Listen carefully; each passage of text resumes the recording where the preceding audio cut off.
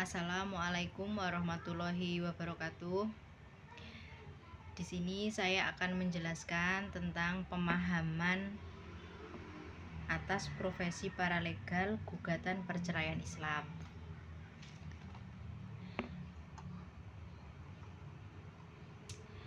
Apa fungsi paralegal dalam pemeriksaan banding di Pengadilan Tinggi Agama? Agar permohonan banding dapat diterima, pembanding harus memenuhi syarat formalitas secara kumulatif. Yang kedua, pengajuan permohonan banding tepat waktu pasal 7 ayat 1 Undang-Undang Nomor 20 Tahun 1947 pasal 199 RBG, yaitu dalam tenggang waktu 14 hari terhitung pada keesokan hari berikutnya bagi pihak yang hadir atau diterimanya pemberitahuan amar putusan bagi pihak yang tidak hadir saat pengucapan putusan. Bila hari ke-14 hari libur, maka tenggang waktu banding adalah hari kerja berikutnya. Surat Edaran Mahkamah Agung Nomor 3 Tahun 1994. Pembayaran pajar biaya perkara banding tepat waktu yaitu bersamaan dengan pengajuan permohonan banding pasal 7 ayat 4 Undang-Undang Nomor 20 Tahun 1947 pasal 199 ayat 4 RBG. Pajar biaya perkara banding meliputi biaya kantor kepanitraan, biaya pemanggilan dan pemberitahuan, dan biaya materai. Pengadilan Tinggi Agama menunjukkan pihak yang membayar biaya perkara baik pada tingkat pertama maupun pada tingkat banding dalam putusannya. Pada perkara non perkawinan, pihak yang kalah dihukum membayar biaya perkara. Pasal 192 ayat 1 RBG /181 ayat 1 HIR. Sedangkan dalam perkara perkawinan dibebankan kepada pemohon atau penggugat pada tingkat pertama dan kepada pembanding pada tingkat banding pasal 82 Undang-Undang Nomor 7 Tahun 1989. Pembanding merupakan pihak dalam putusan pengadilan pengaju pasal 7 ayat 1 Undang-Undang Nomor 20 Tahun 1947 pasal 199 ayat 1 RBG JO putusan MA nomor 207 K/AG/1993 tanggal 25 November tahun 1994. Mereka yang bukan pihak dalam perkara tingkat pertama tidak kompeten mengajukan banding.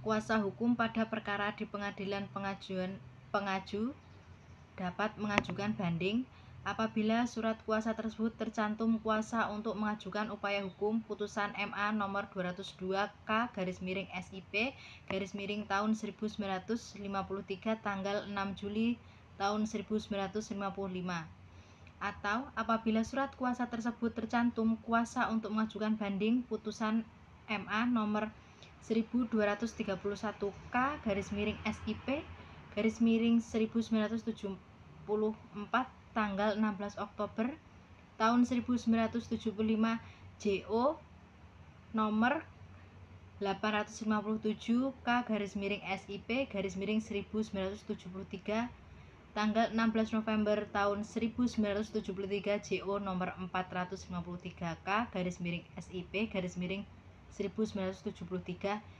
atau dengan surat kuasa khusus baru untuk pengajuan banding pasal 199 RBG. Pemberian kuasa dengan tidak kelas menyebut untuk mengajukan upaya hukum tidak memenuhi syarat formal sebagaimana ditegaskan pada putusan MA nomor 117 K/SIP tahun 1955 tanggal 8 Mei 1957 suatu surat kuasa yang isinya tidak dengan tegas menyebutkan pemberian kuasa untuk mohon banding. Seperti dalam kasus ini hanya dipakai kalimat menolak segala macam putusan yang merugikan, maka surat kuasa ini tidak dapat diterima untuk mengajukan permohonan banding. Permohonan banding diajukan melalui pengadilan yang memutus perkara bukan berdasarkan domisili pembanding. Walaupun penggugat secara hukum dapat berperkara pada pengadilan lain, namun jika ia mengajukan banding harus melalui pengadilan yang memutus perkara. Putusan yang dibanding adalah bukan putusan yang secara hukum tidak dapat diajukan banding seperti 1. Putusan Versteeg dan dapat diajukan banding oleh tergugat karena upaya hukum bagiannya adalah mengajukan verzet. Putusan gugur tidak dapat diajukan banding oleh penggugat karena putusan tersebut tertutup upaya hukum. Putusan yang terhadapnya telah disepakati para pihak sebelumnya tidak boleh diajukan banding dalam perdamaian. Putusan MA nomor 1 banding _wasit _1991 tanggal 10 Juli 1984. Putusan terhadap perkara volunter karena upaya hukumannya adalah kasasi. Putusan perdamaian, putusan MA nomor 1038K _SIP _1973 tanggal 1 Agustus 1973, nomor 975K _SIP _1973 tanggal 19 Februari tahun 1976 pasal 154 RBG _130 HIR. Selanjutnya, jika seluruh formalitas tersebut terpenuhi, maka permohonan banding dinyatakan dapat diterima. Jika salah satu syarat formal permohonan banding tidak dipenuhi, maka permohonan pembanding dinyatakan tidak dapat diterima. Sebagai konsekuensinya, pembanding dihukum atau dibebankan untuk membayar biaya perkara untuk tingkat banding. Putusan pengadilan pengaju mempunyai kekuatan hukum tetap bila tidak diajukan kasasi. Contoh amar putusan tidak dapat diterima adalah mengadili. 1. Menyatakan permohonan pembanding tidak dapat diterima. 2. Menghukum atau membebankan pembanding untuk membayar biaya perkara pada tingkat banding sejumlah Rp150.000.